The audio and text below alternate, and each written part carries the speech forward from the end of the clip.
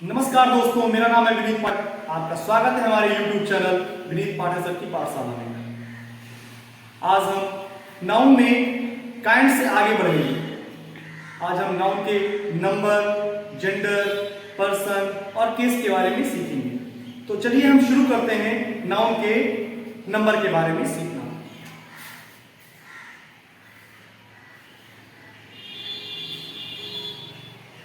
Number noun में अगर देखा जाए इंग्लिश लैंग्वेज में दो तरह के नंबर्स पाए जाते हैं, singular number and plural number. Singular number क्या होता है बेटा? जैसे हमने कहा मोहन,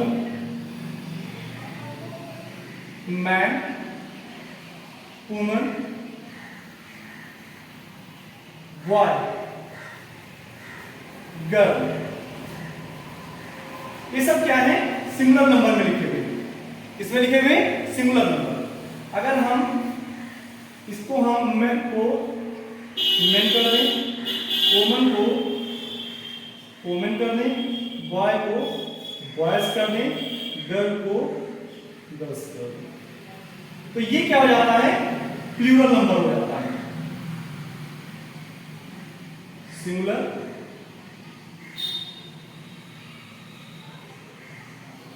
एंड प्लूरल।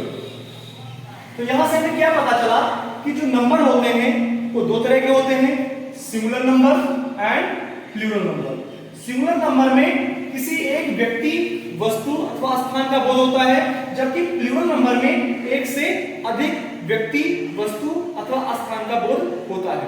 जैसे एग्जांपल में आप देख रहे हैं मैन। मैन बताता है कोई एक पुरुष, एक आदमी, ओके। जबकि मेन क्या बता रहा है? एक से अधिक आदमी। आपने अगला देखा वुमन।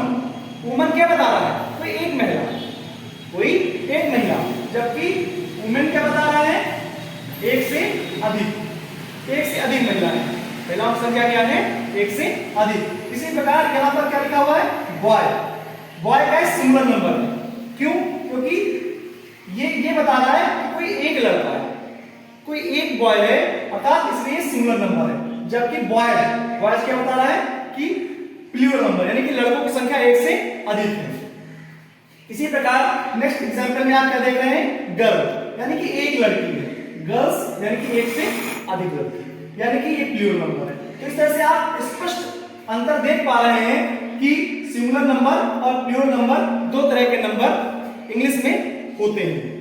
सिंगुलर नंबर एक व्यक्ति, वस्तु अथवा स्थान का बोध कराता है, जबकि प्लूरल नंबर एक से अधिक व्यक्ति, वस्तु अथवा स्थानों का बोध कराता है। तो इस तरह से अब आप नंबर के बारे में सीख चुके हैं। अब हम सीखेंगे पर्सन के बारे में। इंग्लिश में कितने पर्सन होते हैं? तो आइए हम सीखना शुरू करते हैं।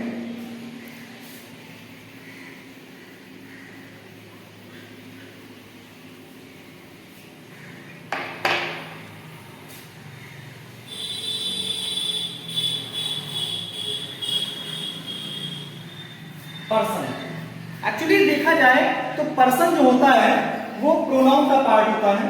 मोस्ट ऑफ द टाइम आप इसको प्रोनाउन में पढ़ेंगे, पर हम चाहते हैं कि इसको नाउन से रिलेट करके आपको पढ़ाएं। जैसे हमने कहा राम। राम का अगर हम पूछें कि राम का पर्सन क्या है, तो राम इसमें जाएगा थर्ड पर्सन में जाएगा। किसमें जाएगा? थर्ड पर्सन में। अगर हम कहें मोहन, तो मोहन का क्या होगा? पर्सन थर्ड पर्सन होगा, ओके। हालांकि यहां पर मैं इसलिए पढ़ा रहा हूं कि जब कभी भी आप नरेशन पढ़ रहे होते हैं, वहां पर आप ये नहीं समझ पाते कि जो हमारा नाउन आता है उसको किस पर्सन में इंक्लूड करें। अदरवाइज आप प्रोनाउन कैसे पढ़ेंगे? विस्तृत रूप से। बस मैं यहाँ पर नाउन का जिक्र करूंगा कि नाउन किस पर्सन का पार्ट होता है। तो हमारे जो भी नाउन होते हैं इस तरह के, ये थर्ड पर्सन का पार्ट होते हैं, ओके। ठीक है बच्चों, तो बाकी इसकी विस्तृत चर्चा जो हम करेंगे वो हम जब आपको नरेशन का चैप्टर पढ़ाएंगे तो नरेशन के चैप्टर में हम इसकी विस्तृत चर्चा करेंगे। यहाँ पर बस मैं इसे ये बताना चाह रहा हूँ कि जो भी हमारे नाउन्स होते हैं वो थर्ड पर्सन में इंक्लूड किए जाते हैं।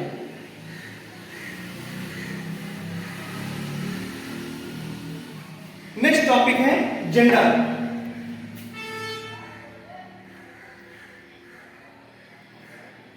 नाउन में जेंडर के बारे में जब हम बात करेंगे तो हम कहना चाहेंगे कि जेंडर को हिंदी में क्या कहते हैं बेटा? जेंडर को कहते हैं लिंग। इंग्लिश भाषा में 4 तरह के जेंडर पाए जाते हैं।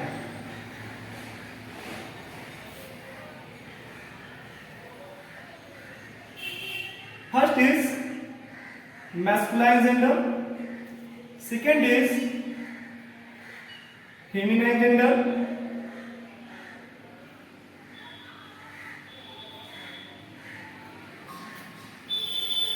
Next is common gender, and fourth and last is neutral gender.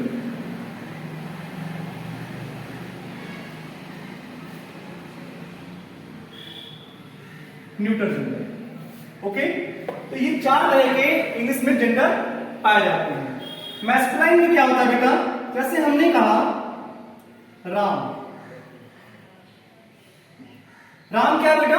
Masculine gender है। हमने कहा मोहन, मोहन का जेंडर क्या है? मैस्कुलाइन। डॉग, ऐसा नहीं कि केवल इंसानों में जेंडर होता है, जेंडर सभी जीवों में होता है, तो इसलिए सबको एक साथ रिलेट करते हुए चलना। राम, मोहन, डॉग। इसी प्रकार से आप जैसे बुल, मंकी, ये सब क्या है? ये सब मैस्कुलाइन जेंडर है। ऑक्स मैस्कुलाइन जेंडर है। और फेमिनाइन में अगर हम देखें तो फेमिनाइन में कैसे कोई भी मादा लिंग अगर आप बात करें तो मादा लिंग की बात कर सकते हैं। जैसे हमने कहा सुमन, सुमन का जेंडर क्या है बेटा? फेमिनाइन जेंडर है, यानी कि फीमेल है। Ruchi, feminine gender. Cow, gender क्या होगा? फेमिनाइन। Cat, feminine gender. इस प्रकार से जैसे कि देख सकते हैं ऋचा, जेंडर क्या होगा? फेमिनाइन। आन, बी, ये सब कैसे जेंडर है? फेमिनाइन जेंडर है, यानी कि फीमेल जेंडर। कॉमन जेंडर में क्या होता है बेटा? जिनको हम ये डिसाइड ना कर पाए कि वो मैस्कुलाइन है या फेमिनाइन है, ऐसे जेंडर को जिनको हम मैस्कुलाइन या फेमिनाइन के बेसिस पे हम रिलेट नहीं करते हैं, बल्कि इस बात को लेकर के सदैव एक भ्रम बना होता है कि वो मैस्कुलाइन भी हो सकते हैं और फेमिनाइन भी हो सकते हैं। तो ऐसे केसेस में क्या करना होता है? ऐसे केसेस में हम मैस्कुलाइन और फेमिनाइन दोनों से हट करके उनको कॉमन जेंडर में इंक्लूड कर लेते हैं। कैसे? ये बात आप एग्जाम्पल से इजीली समझ पाएंगे। जैसे हम आपको कुछ उदाहरण देते हैं, समझने का प्रयास करना। मैंने कहा टीचर, टीचर। अब आप बताइए, जब आप टीचर वर्ड यूज करते हैं तो क्या आपको पता चलता है कि टीचर कौन? मैस्कुलाइन या फेमिनाइन, यानी कि कोई पुरुष है या फिर स्त्री है, मेल है या फीमेल है? आप टीचर वर्ड से तो रिलेट नहीं कर सकते। टीचर कोई मेल भी हो सकता है, कोई फीमेल भी हो सकता है। और इसलिए जहां पर इस तरह की दुविधा हो, जहां पे हमें ये कंफर्म ना हो पा रहा हो कि कोई मैस्कुलाइन है या फेमिनाइन, यानी कि मेल है या फीमेल, तो ऐसे केसेस में हम उसे कॉमन जेंडर के अंतर्गत इंक्लूड करते हैं। जैसे डॉक्टर, लॉयर, स्टूडेंट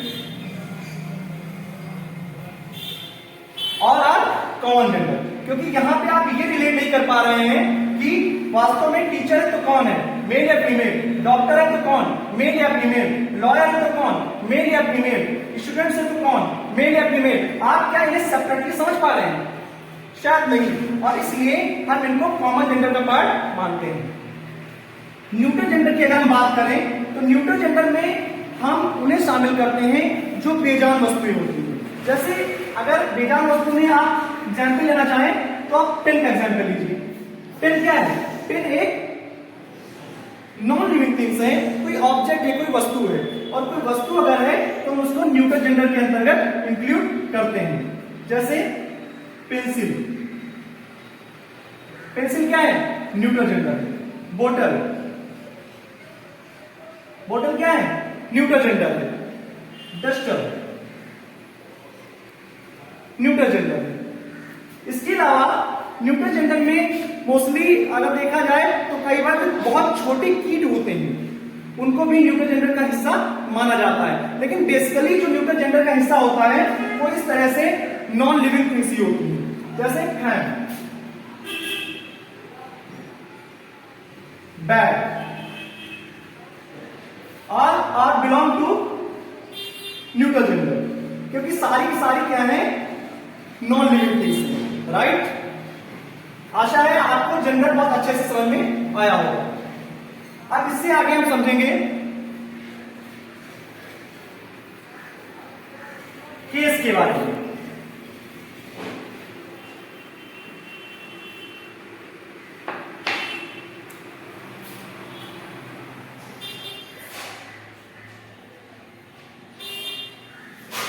केस के बारे में, नाउन केस। अगर हम केस की बात करें तो केस जो होते हैं नाउन में वो 3 तरह के होते हैं। कितने होते हैं? 3 तरह के।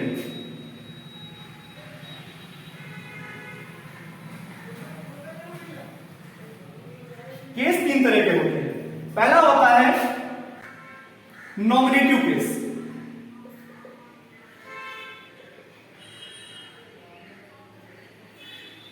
दूसरा होता है ऑब्जेक्टिव केस।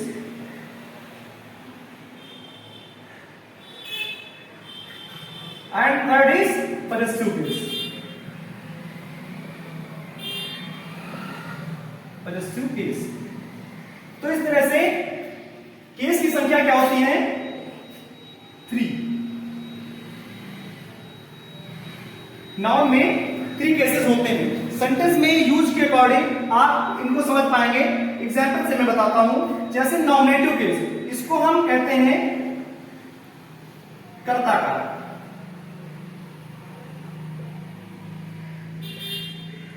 ऑब्जेक्टिव केस को हम कहते हैं कर्म कारक।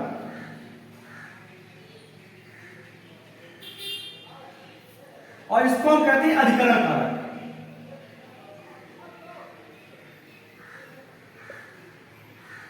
अर्थात केस का अर्थ होता है कारक।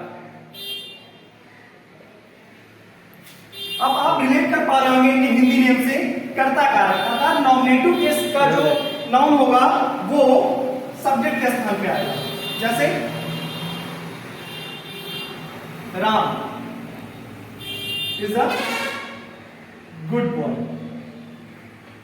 अब Ram is a good boy, Ram क्या है?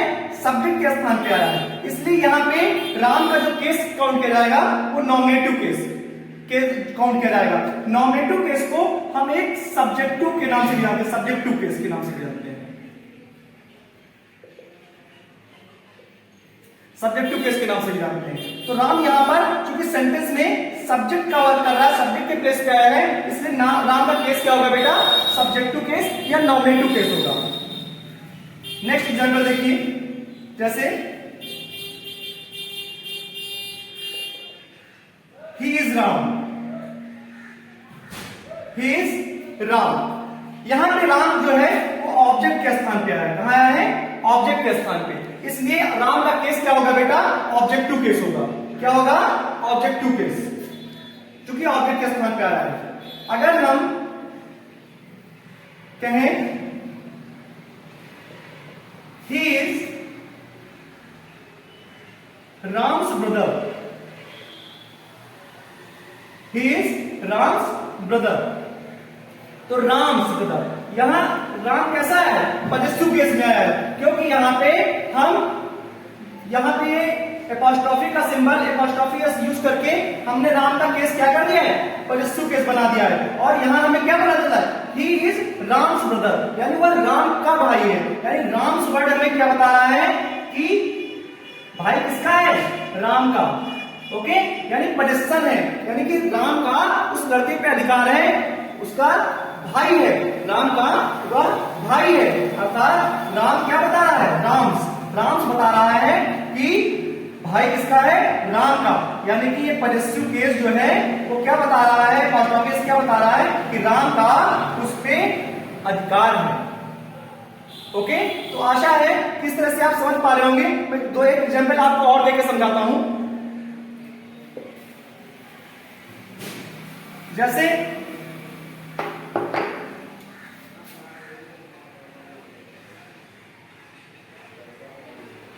Mohan is a good boy. अब मोहन इस सेंटेंस में आप देखिए कहां पर आया, सब्जेक्ट के स्थान पे आया है, इसलिए मोहन क्या हो जाएगा, मोहन का केस हो जाएगा सब्जेक्टिव। क्या हो जाएगा बेटा, सब्जेक्टिव। क्यों, क्योंकि मोहन इस सेंटेंस में एज अ सब्जेक्ट वर्क कर रहा है, इसलिए मोहन का केस क्या हो जाएगा, सब्जेक्टिव। सब्जेक्टिव को हम क्या जानते हैं, नॉमिनेटिव के नाम से। इसी प्रकार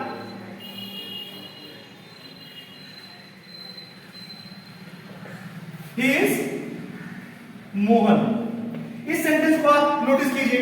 इस सेंटेंस में मोहन कहां पर आया है, ऑब्जेक्ट के स्थान पे आया है, यानी मोहन ऑब्जेक्टिव केस की तरह से यूज हुआ है, इसलिए ये कैसा केस होगा, ऑब्जेक्टिव, क्योंकि सेंटेंस नहीं ऑब्जेक्ट कवर कर रहा है। इसी प्रकार आप पजेसिव को समझिए, जैसे